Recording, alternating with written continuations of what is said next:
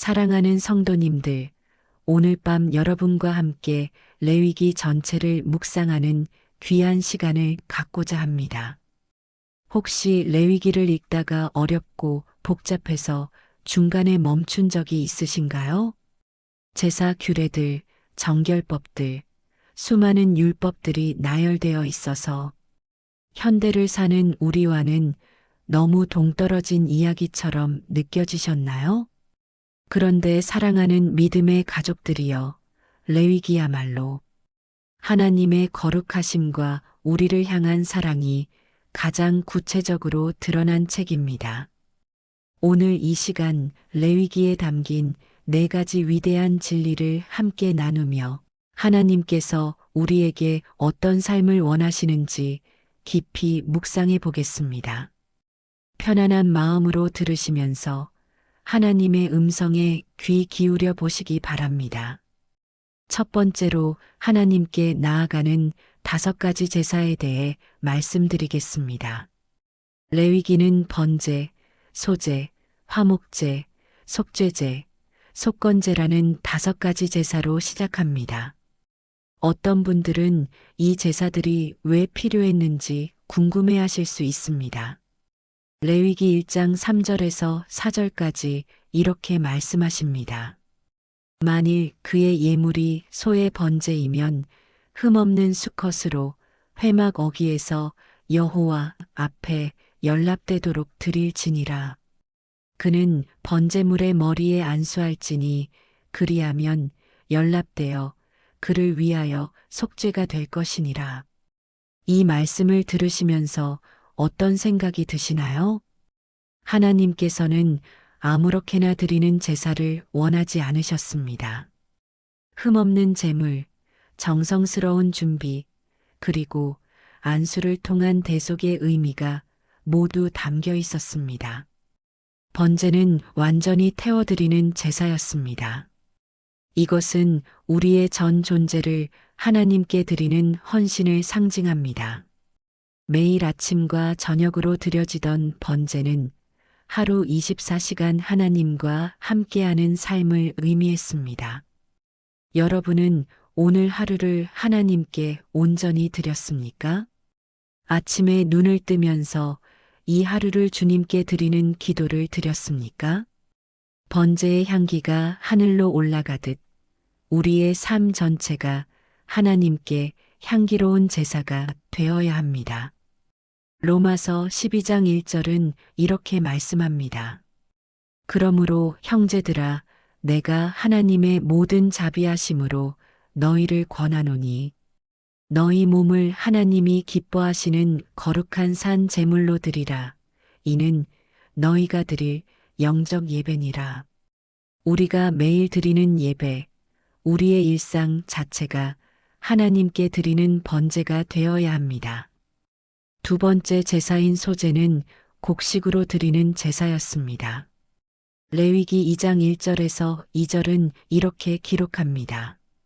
누구든지 소제의 예물을 여호와께 드리려거든 고운 가루로 예물을 삼아 그 위에 기름을 붓고 또 그 위에 유향을 놓아 제사장 아론의 자손에게로 가져갈 것이요. 제사장은 그 고운 가루 한 움큼과 기름과 그 모든 유향을 가져다가 기념물로 제단 위에서 불사를 지니 이는 화제라 여호와께 향기로운 냄새니라. 소제는 우리의 수고와 노동의 열매를 하나님께 드리는 것입니다. 농부가 땀 흘려 거둔 곡식을 가져와 가루로 빻고 기름을 섞고 유향을 놓는 정성이 담겨 있습니다. 여러분은 일주일 동안 일하며 번 소득의 일부를 하나님께 드리십니까? 그것이 바로 현대의 소제입니다. 우리가 드리는 11조와 헌금은 단순한 의무가 아니라 하나님께서 주신 모든 것에 대한 감사의 표현입니다. 잠언 3장 9절에서 10절은 말씀합니다. 내 재물과 내 소산물의 처음 익은 열매로 여호와를 공경하라. 그리하면 내 창고가 가득히 차고 내 포도즙 틀에 새 포도즙이 넘치리라. 화목제는 하나님과의 평화를 나타내는 제사였습니다. 레위기 3장에 나오는 화목제의 특징은 제물의 일부를 가족들과 함께 나눠 먹을 수 있었다는 것입니다. 이것은 하나님과의 교제, 가족과의 친교, 그리고 이웃과의 나눔을 모두 포함하는 아름다운 제사였습니다. 우리는 예수 그리스도를 통해 하나님과 화목하게 되었습니다. 골로새서 1장 20절은 선포합니다. 그의 십자가의 피로 화평을 이루사 만물, 곧 땅에 있는 것들이나 하늘에 있는 것들이 그로 말미암아 자기와 화목하게 되기를 기뻐하심이라. 이 화목의 은혜를 받은 우리는 다른 사람들과도 화평을 이루어야 합니다. 가정에서, 직장에서, 교회에서 화목해 하는 자가 되어야 합니다. 속죄제와 속건제는 우리의 죄 문제를 다루는 제사였습니다. 레위기 4장 2절은 이렇게 말씀합니다. 여호와께서 모세에게 말씀하여 이르시되 누구든지 여호와의 계명 중 하나라도 그릇 범하였으되. 속죄제는 무의식 중에 지은 죄를, 속건제는 의도적으로 지은 죄를 다루었습니다. 하나님께서는 우리의 모든 죄를 용서하실 수 있는 길을 마련해 주셨습니다. 이 모든 제사는 결국 예수 그리스도를 가리키고 있었습니다. 히브리서 10장 1절에서 4절은 말씀합니다. 율법은 장차 올 좋은 일의 그림자일 뿐이요 참 형상이 아니므로 해마다 늘 드리는 같은 제사로는 나아오는 자들을 언제나 온전하게 할 수 없느니라. 그렇지 아니하면 섬기는 자들이 단번에 정결하게 되어 다시 죄를 깨닫는 일이 없으리니 어찌 드리는 일을 그치지 아니하였으리요. 그러나 이 제사들은 해마다 죄를 기억하게 하는 것이 있나니 이는 황소와 염소의 피가 능히 죄를 없이 하지 못함이라. 예수님은 단번에 드려진 완전한 제사이십니다. 더 이상 우리는 동물의 피를 흘릴 필요가 없습니다. 예수님의 보혈로 우리의 모든 죄가 깨끗이 씻겨졌습니다. 그러나 우리는 날마다 우리의 삶을 산 제물로 드려야 합니다. 아침에 일어나면 이렇게 기도하십시오. 하나님 아버지, 오늘 하루 제 모든 것을 주님께 드립니다. 제 생각, 제 말, 제 행동이 모두 주님을 기쁘시게 하는 향기로운 제사가 되게 하소서. 저녁에는 하루를 돌아보며 감사의 제사를 드리십시오. 오늘도 저를 지켜주시고 인도해 주신 하나님께 감사드립니다. 부족한 부분은 예수님의 보혈로 덮어주시고 내일도 주님과 동행하게 하소서. 이것이 바로 현대를 사는 우리가 드려야 할 영적인 제사입니다. 두 번째로 거룩하라는 하나님의 부르심에 대해 말씀드리겠습니다. 레위기의 핵심 주제는 거룩함입니다. 레위기 11장 44절에서 45절은 선포합니다. 나는 여호와 너희의 하나님이라. 내가 거룩하니 너희도 몸을 구별하여 거룩하게 하고 땅에 기는 길짐승으로 말미암아 스스로 더럽히지 말라. 나는 너희의 하나님이 되려고 너희를 애굽 땅에서 인도하여 낸 여호와라. 내가 거룩하니 너희도 거룩할지어다. 거룩하다는 것은 무엇을 의미합니까? 히브리어로 거룩은 카도시라고 하며 이것은 구별되다, 따로 떼어놓다는 의미입니다. 하나님께서는 이스라엘 백성을 세상 모든 민족들로부터 구별하여 당신의 백성으로 삼으셨습니다. 그리고 그들이 거룩한 삶을 살기를 원하셨습니다. 레위기 11장부터 15장까지는 정결법을 다룹니다. 무엇을 먹을 수 있고 먹을 수 없는지, 어떤 것이 깨끗하고 부정한지를 구체적으로 가르쳐 주십니다. 어떤 분들은 이런 규정들이 너무 세세하고 까다롭다고 생각하실 수 있습니다. 왜 하나님께서는 이렇게 많은 규칙을 주셨을까요? 그것은 이스라엘 백성들이 매 순간 하나님을 의식하며 살기를 원하셨기 때문입니다. 먹고 마시는 일상의 모든 순간에 하나님의 법을 기억하고 거룩하신 하나님을 섬기는 백성답게 살라는 것이었습니다. 레위기 11장 44절 전반부는 이렇게 말씀합니다. 나는 여호와 너희의 하나님이라 내가 거룩하니 너희도 몸을 구별하여 거룩하게 하고. 우리는 더 이상 구약의 정결법을 문자 그대로 지킬 필요는 없습니다. 예수님께서 마가복음 7장 18절에서 19절에서 말씀하셨습니다.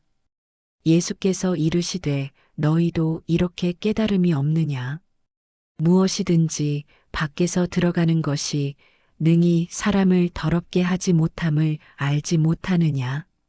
이는 마음으로 들어가지 아니하고 배로 들어가 뒤로 나감이라 하시니 이는 모든 음식물을 깨끗하다 하심이라. 그러나 거룩하라는 부르심은 여전히 유효합니다.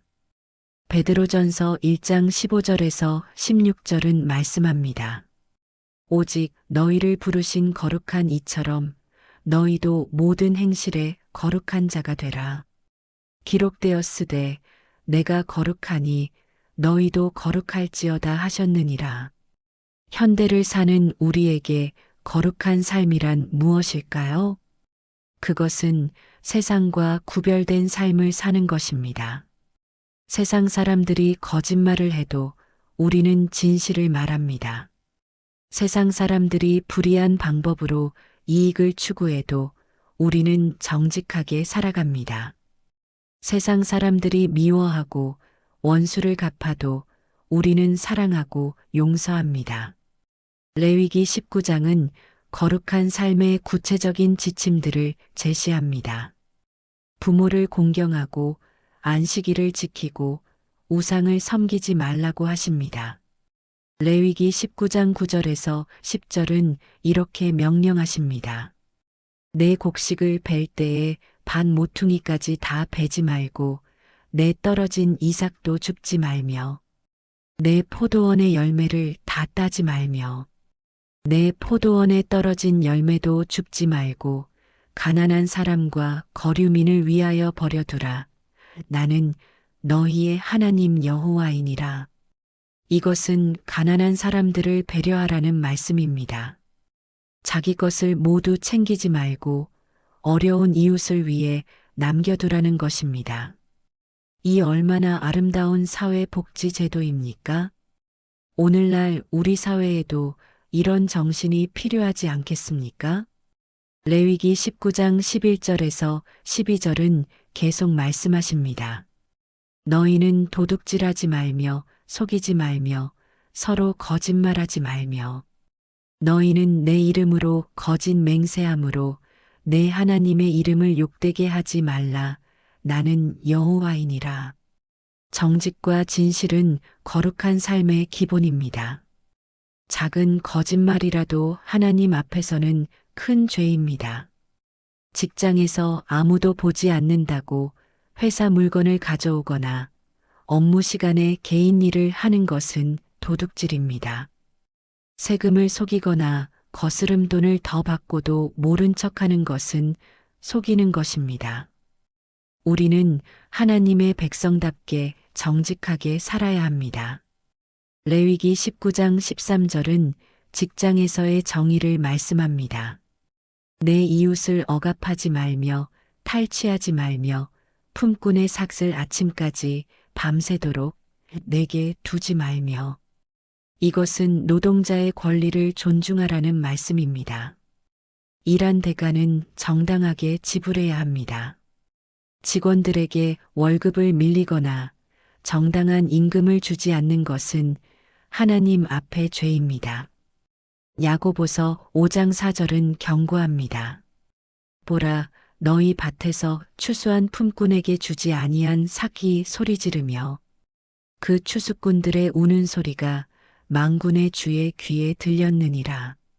레위기 19장 14절은 장애인을 배려하라고 말씀합니다.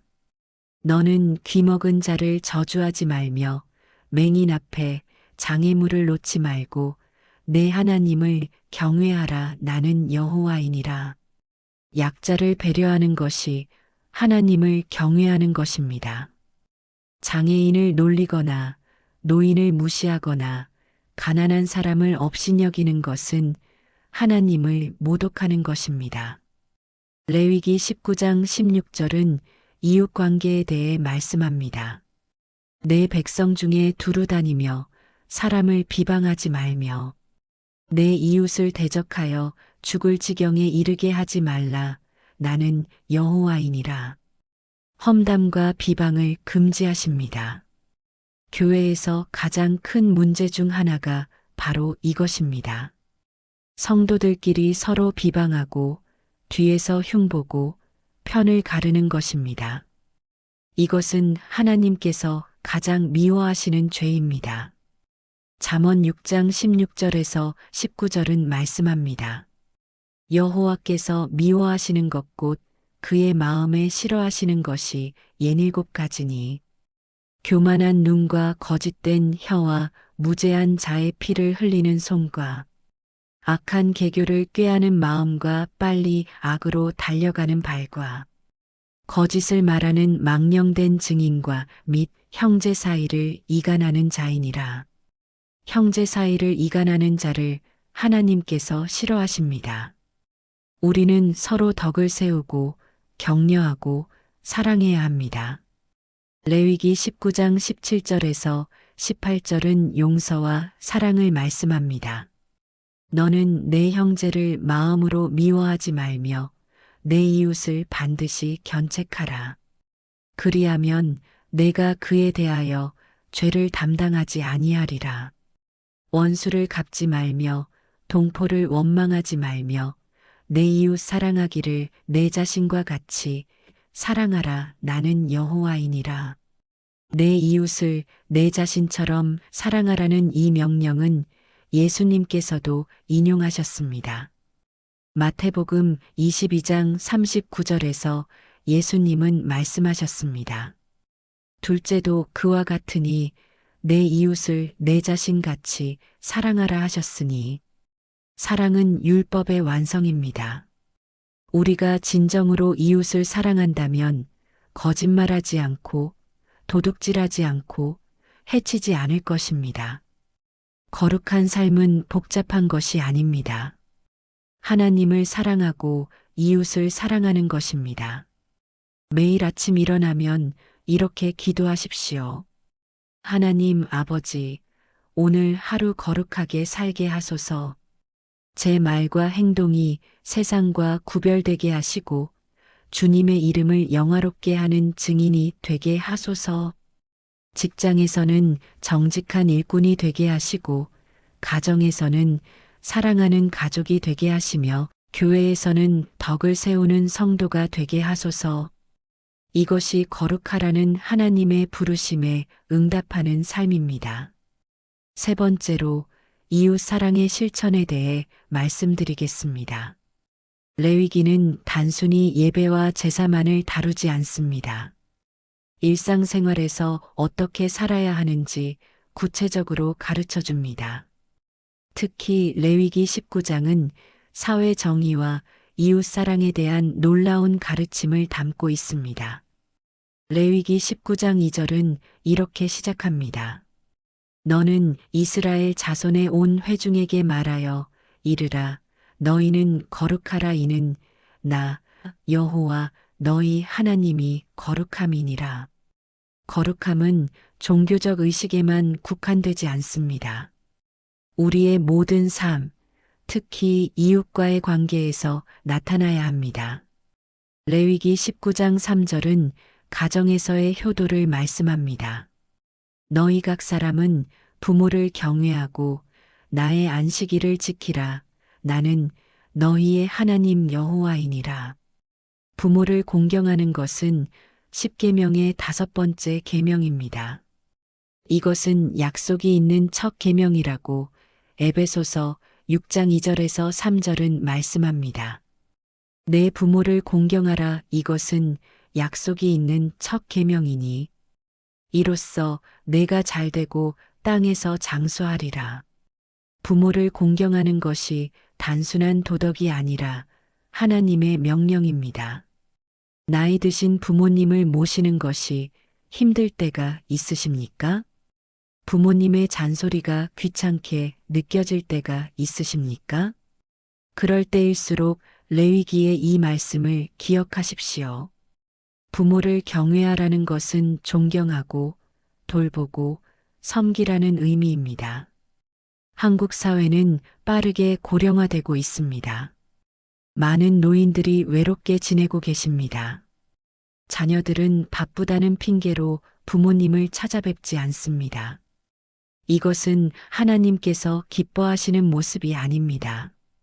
일주일에 한 번이라도 부모님께 전화드리십시오. 한 달에 한 번이라도 찾아뵙고 함께 식사하십시오. 부모님의 말씀을 경청하고 필요한 것을 채워드리십시오. 이것이 거룩한 자녀의 모습입니다. 레위기 19장 4절은 우상 숭배를 경고합니다. 너희는 헛것을 위하지 말며 너희를 위하여 신상들을 부어 만들지 말라. 나는 너희의 하나님 여호와이니라. 오늘날 우리에게 우상은 무엇입니까?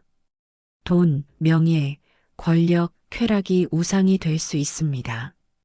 심지어 자녀, 배우자, 일도 하나님보다 더 사랑하면 우상이 됩니다. 우리의 마음 중심에 하나님만 계셔야 합니다. 레위기 10장 9절에서 10절의 추수 규례는 깊은 의미가 있습니다. 밭 모퉁이를 다 베지 말고 떨어진 이삭을 줍지 말라고 하셨습니다. 가난한 사람과 나그네를 위해 남겨두라는 것입니다. 이것이 바로 룻기에 나오는 이야기입니다. 과부 룻이 보아스의 밭에서 이삭을 주었던 것은 이 율법 때문이었습니다. 보아스는 이 율법을 지켰고 더 나아가 룻을 배려했습니다. 그 결과 룻은 보아스와 결혼하여 다윗의 증조할머니가 되었고 결국 예수 그리스도의 족보에 들어가게 되었습니다. 우리가 가난한 사람을 돌볼 때 하나님의 구원 역사에 동참하는 것입니다. 오늘날 우리는 어떻게 이 원칙을 적용할 수 있을까요? 11조를 드릴 때 단순히 의무감으로 드리지 말고 기쁨으로 드리십시오. 구제헌금을 드릴 때 어려운 이웃을 생각하며 드리십시오. 노숙자를 보면 외면하지 말고 할 수 있는 것을 도우십시오. 길거리에서 휠체어를 탄 장애인이 힘들어하면 도와드리십시오. 이것이 밭 모퉁이를 남겨두는 것입니다. 레위기 19장 13절은 노동자의 권리를 보호합니다. 품꾼의 삭을 밤새도록 내게 두지 말라고 하셨습니다. 일한 대가는 즉시 지불해야 한다는 의미입니다. 오늘날 많은 회사들이 직원들의 월급을 밀립니다. 특히 영세 사업장에서는 몇 달씩 월급을 주지 않는 경우도 있습니다. 이것은 하나님 앞에 큰 죄입니다. 여러분이 사업을 하신다면 직원들의 월급을 제때 주십시오. 가능하다면 보너스도 주십시오. 직원들을 가족처럼 대하십시오. 이것이 하나님께서 기뻐하시는 사업입니다. 레위기 10장 14절은 약자 보호를 말씀합니다. 귀먹은 자를 저주하지 말며 맹인 앞에 장애물을 놓지 말라고 하셨습니다. 이것은 단순히 신체적 장애인만을 말하는 것이 아닙니다. 약자를 이용하거나 괴롭히지 말라는 의미입니다. 어린아이를 학대하거나 노인을 속이거나 장애인을 무시하는 것은 큰 죄입니다. 우리 사회에는 여전히 많은 약자들이 있습니다. 한부모 가정의 자녀들, 다문화 가정의 아이들, 노숙자들, 탈북민들이 있습니다. 이들을 차별하지 말고 오히려 더욱 배려하고 도와주어야 합니다. 레위기 10장 15절은 공정한 재판을 명령합니다. 너희는 재판할 때에 불의를 행하지 말며 가난한 자의 편을 들지 말며 세력 있는 자라고 두둔하지 말고 공의로 사람을 재판할지며 가난하다고 무조건 편들지 말고 부자라고 두둔하지 말라는 것입니다. 진실과 정의에 따라 판단하라는 의미입니다. 우리 사회에도 이런 공의가 필요합니다. 권력이 있다고 돈이 많다고 법을 무시해서는 안 됩니다. 가난하다고 약하다고 부당한 대우를 받아서도 안 됩니다. 모든 사람이 법 앞에 평등해야 합니다. 레위기 10장 16절은 험담과 비방을 금지합니다. 내 백성 중에 두루 다니며 사람을 비방하지 말라고 하셨습니다. 험담은 관계를 파괴하고 공동체를 무너뜨립니다. 야고보서 3장 5절에서 6절은 경고합니다. 이와 같이 혀도 작은 지체로 돼 큰 것을 자랑하도다 보라. 얼마나 작은 불이 얼마나 많은 나무를 태우는가. 혀는 곧 불이요. 불의의 세계라. 혀는 우리 지체 중에서 온몸을 더럽히고 윤회에 불을 붙이나니 그 붙는 것이 지옥불이라. 우리의 혀를 조심해야 합니다. 다른 사람에 대해 말하기 전에 세 가지를 생각하십시오. 첫째, 그것이 사실인가? 둘째, 그것이 필요한 말인가? 셋째, 그것이 덕을 세우는 말인가? 이 세 가지를 통과하지 못하면 입을 다무는 것이 지혜입니다. 레위기 10장 17절에서 18절은 용서와 사랑을 명령합니다. 내 형제를 마음으로 미워하지 말며 원수를 갚지 말며 동포를 원망하지 말며 내 이웃 사랑하기를 내 자신과 같이 사랑하라. 이것은 신약의 가장 큰 계명과 같습니다. 예수님은 마태복음 5장 43절에서 44절에서 말씀하셨습니다. 또 내 이웃을 사랑하고 내 원수를 미워하라 하였다는 것을 너희가 들었으나 나는 너희에게 이르노니 너희 원수를 사랑하며 너희를 박해하는 자를 위하여 기도하라. 이것은 매우 어려운 명령입니다. 누가 나를 배신했을 때, 누가 나를 비방했을 때, 누가 나에게 손해를 끼쳤을 때 어떻게 용서할 수 있겠습니까? 그러나 이것이 하나님의 명령입니다. 우리가 용서할 수 있는 것은 우리가 먼저 하나님께 용서받았기 때문입니다. 에베소서 4장 32절은 말씀합니다. 서로 친절하게 하며 불쌍히 여기며 서로 용서하기를 하나님이 그리스도 안에서 너희를 용서하심과 같이 하라. 실제 생활에 어떻게 적용할 수 있을까요? 가정에서 배우자가 실수했을 때 용서하십시오. 자녀가 잘못했을 때 사랑으로 훈계하되 용서하십시오. 직장에서 동료가 나에게 피해를 주었을 때 분노하지 말고 이해하려고 노력하십시오. 교회에서 다른 성도가 나를 오해했을 때 먼저 화해하러 가십시오. 이웃이 도움을 요청하면 내 일처럼 도와주십시오. 길에서 넘어진 노인을 보면 일으켜 드리십시오. 지하철에서 임산부나 노약자를 보면 자리를 양보하십시오. 이것이 이웃을 자신처럼 사랑하는 것입니다. 이런 작은 실천들이 모여 거룩한 공동체를 만듭니다. 우리 각자가 이렇게 살 때 세상 사람들이 우리를 보고 하나님을 영화롭게 할 것입니다. 네 번째로 희년과 하나님의 회복 계획에 대해 말씀드리겠습니다.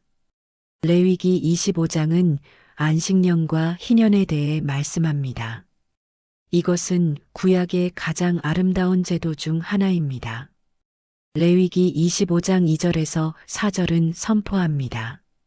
여호와께서 시내 산에서 모세에게 말씀하여 이르시되 이스라엘 자손에게 말하여 이르라 너희는 내가 너희에게 주는 땅에 들어간 후에 그 땅으로 여호와 앞에 안식하게 하라. 너는 6년 동안 그 밭에 파종하며 6년 동안 그 포도원을 가꾸어 그 소출을 거둘 것이나 일곱째 해에는 그 땅이 쉬어 안식하게 할지니 여호와께 대한 안식이라 너는 그 밭에 파종하거나 포도원을 가꾸지 말며 안식년은 7년마다 한 번씩 땅을 쉬게 하는 제도였습니다. 이것은 놀라운 환경 보호 정책입니다. 땅에게도 휴식이 필요하다는 것을 하나님께서 가르쳐 주셨습니다. 뿐만 아니라 그 해에는 빚을 탕감해주고 종들을 자유롭게 해주어야 했습니다. 신명기 15장 1절에서 2절은 말씀합니다. 매 7년 끝에는 면제를 시행할지니 면제의 규정은 이러하니라 그의 이웃에게 꾸어준 모든 채권자는 그것을 면제하고 그의 이웃에게나 그의 형제에게 독촉하지 말지니 이는 여호와를 위하여 면제를 선포하였음이라. 7년마다 빚을 탕감한다는 것은 얼마나 놀라운 제도입니까? 이것은 부자가 계속 부자로 가난한 자가 계속 가난하게 되는 것을 막기 위한 하나님의 지혜였습니다. 희년은 더욱 놀랍습니다. 레위기 20장 8절에서 10절은 선포합니다. 너는 7 안식년을 계수할지니 이는 7년이 7번인즉 안식년 7번 동안 곧 49년이라. 일곱째 달 10일은 속죄일이니 너는 나팔 소리를 내되 전국에서 나팔을 크게 불지며 너희는 50년째 해를 거룩하게 하여 그 땅에 있는 모든 주민을 위하여 자유를 공포하라. 이 해는 너희에게 희년이니 너희는 각각 자기의 소유지로 돌아가며 각각 자기의 가족에게로 돌아갈지며 50년마다 희년을 선포했습니다. 그 해에는 모든 땅이 원래 주인에게 돌아가고 모든 종들이 자유를 얻었습니다. 레위기 20장 13절은 말씀합니다. 이 희년에는 너희가 각기 자기의 소유지로 돌아갈지라. 만약 어떤 사람이 가난하여 땅을 팔았다면 50년이 되면 그 땅이 다시 돌아왔습니다. 만약 빚을 갚지 못해 종이 되었다면 50년이 되면 자유를 얻었습니다. 이것은 완전한 회복과 새 출발의 제도였습니다. 희년의 의미는 무엇입니까? 첫째, 궁극적으로 모든 것이 하나님의 것이라는 선포입니다. 레위기 20장 23절은 말씀합니다. 토지를 영구히 팔지 말 것은 토지는 다 내 것임이니라. 너희는 나그네여 거류민으로서 나와 함께 있느니라. 우리가 가진 모든 것은 사실 하나님의 것입니다. 우리는 잠시 관리하는 청지기일 뿐입니다. 둘째, 하나님은 회복의 하나님이시라는 선포입니다. 우리가 아무리 실패하고 넘어지고 모든 것을 잃었다 해도 하나님께서는 회복시켜 주십니다. 이사야 61장 1절에서 2절은 예언합니다. 주 여호와의 영이 내게 내리셨으니 이는 여호와께서 내게 기름을 부으사 가난한 자에게 아름다운 소식을 전하게 하려 하심이라. 나를 보내사 마음이 상한 자를 고치며 포로된 자에게 자유를 갇힌 자에게 노임을 선포하며 여호와의 은혜의 해와 우리 하나님의 보복의 날을 선포하여 모든 슬픈 자를 위로하되 예수님은 누가복음 4장 18절에서 19절에서 이 말씀을 인용하시며 당신의 사역을 시작하셨습니다. 주의 성령이 내게 임하셨으니 이는 가난한 자에게 복음을 전하게 하시려고 내게 기름을 부으시고 나를 보내사 포로된 자에게 자유를 눈 먼 자에게 다시 보게 함을 전파하며 눌린 자를 자유롭게 하고 주의 은혜의 해를 전파하게 하려 하심이라 하였더라. 예수님이 바로 우리의 희년이십니다. 예수님을 통해 우리는 죄에서 자유를 얻었습니다. 예수님을 통해 우리는 잃어버린 것을 회복했습니다. 예수님을 통해 우리는 새로운 삶을 시작할 수 있습니다. 고린도후서 5장 17절은 선포합니다. 그런즉 누구든지 그리스도 안에 있으면 새로운 피조물이라 이전 것은 지나갔으니 보라 새 것이 되었도다. 여러분, 과거에 어떤 실수를 하셨습니까? 어떤 죄를 지었습니까? 어떤 실패를 경험하셨습니까? 예수님께서는 모든 것을 새롭게 하십니다. 과거는 지나갔고 새 것이 되었습니다. 희년의 정신은 또한 사회 정의를 말합니다. 부의 불평등이 계속 심화되는 것을 막기 위한 제도였습니다. 오늘날 우리 사회는 빈부격차가 점점 커지고 있습니다. 부자는 더 부자가 되고 가난한 사람은 더 가난해집니다. 이것은 하나님께서 원하시는 사회가 아닙니다. 레위기 20장 30절에서 37절은 명령합니다. 내 형제가 가난하게 되어 빈손으로 내 곁에 있거든 너는 그를 도와 거류민이나 동거인처럼 너와 함께 생활하게 하되 너는 그에게 이자를 받지 말고 내 하나님을 경외하여 내 형제가 너와 함께 생활하게 할 것인즉 너는 그에게 이자를 위하여 돈을 꾸어주지 말고 이익을 위하여 내 양식을 꾸어주지 말라. 가난한 형제를 도와주되 이자를 받지 말라고 하셨습니다. 이것은 약자를 착취하지 말라는 의미입니다. 오늘날 많은 사람들이 고금리 대출에 시달리고 있습니다. 카드 빚 대출 이자로 인해 평생 빚을 갚지 못하는 사람들이 있습니다.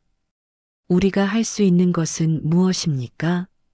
교회 차원에서 저금리 대출 제도를 만들 수 있습니다. 개인적으로 어려운 사람을 도울 때 무이자로 도울 수 있습니다. 정부 정책에 관심을 갖고 사회 정의를 추구할 수 있습니다. 레위기 20장 30절에서 40절은 계속 말씀합니다. 내 형제가 가난하게 되어 내게 몸이 팔리거든 너는 그를 종으로 부리지 말고 품꾼이나 거류민과 같이 내게 있게 하여 희년까지 너를 섬기게 하라. 종도 결국 자유인이 될 날이 있다는 희망을 주었습니다. 현대에는 합법적인 노예 제도는 없지만 사실상의 종살이를 하는 사람들이 많습니다. 저임금 노동자들, 불법 체류 외국인 노동자들이 그들입니다. 우리는 이들을 어떻게 대해야 합니까? 동등한 인간으로 하나님의 형상으로 대해야 합니다. 정당한 임금을 주고 인격적으로 대해야 합니다. 희년의 메시지는 희망입니다. 아무리 어려운 상황에 있어도 회복의 날이 올 것입니다. 아무리 많은 빚이 있어도 탕감의 날이 올 것입니다. 아무리 오랫동안 종살이를 했어도 자유의 날이 올 것입니다. 이것이 바로 복음입니다. 예수 그리스도가 우리의 희년이십니다. 실제 생활에 이것을 어떻게 적용할 수 있을까요? 가정에서는 가족들에게 새로운 기회를 주십시오. 자녀가 실수했을 때 용서하고 다시 시작할 기회를 주십시오. 배우자가 잘못했을 때 과거를 들추지 말고 새롭게 출발하십시오. 직장에서는 실수한 직원에게 징계보다는 회복의 기회를 주십시오. 능력이 부족한 직원을 해고하기보다는 교육하고 키워주십시오. 교회에서는 연약한 성도들을 판단하지 말고 회복시키십시오. 죄에 빠진 성도를 정죄하지 말고 사랑으로 돌이키게 하십시오. 사회에서는 가난한 사람들, 소외된 사람들에게 관심을 가지십시오. 노숙자, 탈북민, 다문화 가정을 돕는 일에 동참하십시오. 이것이 희년의 정신을 실천하는 것입니다. 레위기 20장 마지막 9절인 50절은 이렇게 선포합니다. 이스라엘 자손은 나의 종들이 됨이라. 그들은 내가 애굽 땅에서 인도하여 낸 내 종들이니라. 나는 너희의 하나님 여호와이니라. 우리는 하나님의 종들입니다. 하나님께서 우리를 죄와 사망에서 구원하셨습니다. 그러므로 우리는 하나님의 뜻대로 살아야 합니다. 거룩하게 살고 이웃을 사랑하고 회복과 용서의 삶을 살아야 합니다. 사랑하는 믿음의 가족들이여, 오늘 밤 우리는 레위기 전체를 통해 4가지 위대한 진리를 묵상했습니다. 첫째, 하나님께 나아가는 5가지 제사를 통해 우리의 전 존재를 하나님께 드리는 헌신을 배웠습니다. 번제, 소제, 화목제, 속죄제, 속건제는 모두 예수 그리스도를 가리키며 우리는 날마다 산 제물로 드려야 합니다. 둘째, 거룩하라는 하나님의 부르심을 들었습니다. 우리는 세상과 구별된 삶을 살아야 하며 정직하고 진실하며 사랑하는 삶을 살아야 합니다. 셋째, 이웃 사랑의 실천을 배웠습니다. 부모를 공경하고 약자를 보호하고 정의를 실천하고 용서하고 사랑하는 것이 거룩한 삶입니다. 넷째, 희년과 하나님의 회복 계획을 보았습니다. 예수 그리스도가 우리의 희년이시며 우리는 회복과 용서의 메시지를 세상에 전해야 합니다. 레위기는 단순히 고대의 율법책이 아닙니다. 오늘을 사는 우리에게 여전히 유효한 하나님의 말씀입니다. 하나님의 거룩하심, 하나님의 사랑, 하나님의 정의가 레위기 전체에 흐르고 있습니다. 이제 여러분은 잠자리에 들면서 이 말씀들을 묵상하십시오. 내일 아침 일어나면 하나님께 여러분의 하루를 산 제물로 드리십시오. 가정에서, 직장에서, 교회에서 거룩하게 살기를 결심하십시오. 만나는 모든 사람을 자신처럼 사랑하기로 작정하십시오. 실패하고 넘어진 사람들에게 희망과 회복의 메시지를 전하십시오. 이것이 레위기를 읽고 묵상한 우리가 해야 할 일입니다. 여러분의 삶이 하나님께 향기로운 제사가 되기를 축복합니다. 여러분의 가정과 직장과 교회가 거룩함으로 충만하기를 축복합니다. 여러분을 통해 많은 사람들이 하나님의 사랑을 경험하기를 축복합니다. 여러분의 삶에 희년의 축복이 넘치기를 기도합니다. 이 영상이 도움이 되셨다면 좋아요 버튼을 눌러주시고 구독과 알림 설정도 해주시면 감사하겠습니다. 여러분의 기도 제목이나 간증을 댓글로 나눠주시면 함께 기도하며 하나님께 영광 돌리겠습니다. 사랑하는 성도님들, 오늘 밤 주님의 평안 가운데 깊은 안식을 누리시기를 축복합니다. 주님의 이름으로 축복합니다.